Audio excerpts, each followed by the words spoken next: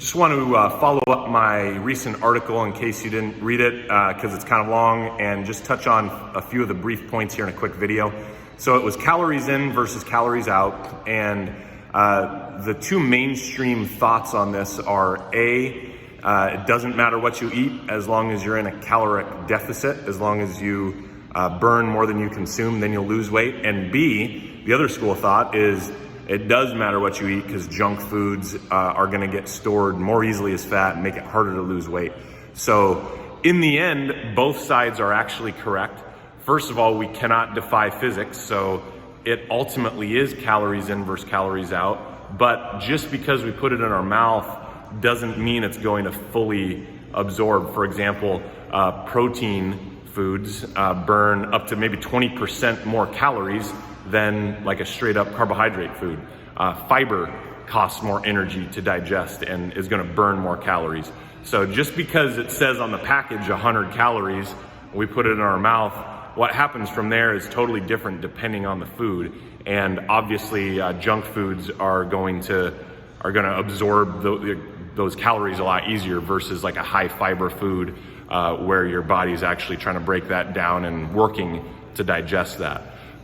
So on the other side of the token, the other school of thought is also correct, because junk foods and high ultra processed foods definitely don't have much fiber and usually are low protein as well. So we're not going to be burning extra calories trying to digest that. So again, just because it goes into our mouth, a famous nutrition quote is, "It's not what we eat, it's what we absorb."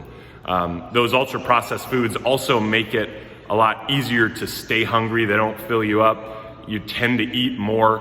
But I do mention in the article the Twinkie diet. There was a professor, I forgot when, in the 70s, or actually I think it was like 90s, and he ate all Twinkies and showed that he can lose weight because it's ultimately physics. It's calories in versus calories out.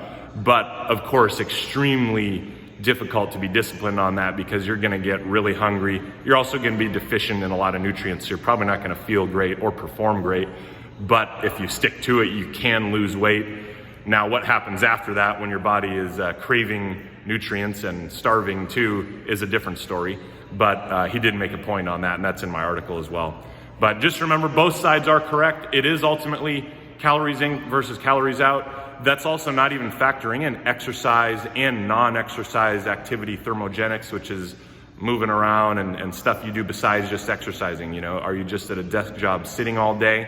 In that case, you're obviously not burning a lot of calories. Or do you get up and walk around, or do you have an active job? So all those things factor into calories in versus calories out. And that's why it's so nuanced and probably too simple-minded to say, well, I'm just gonna eat X amount of calories and I'm assuming I'm gonna burn this many, so I should lose weight. There's a lot of factors that go into that, which are all in the article, but just touching on the two main schools of thought here in this quick video.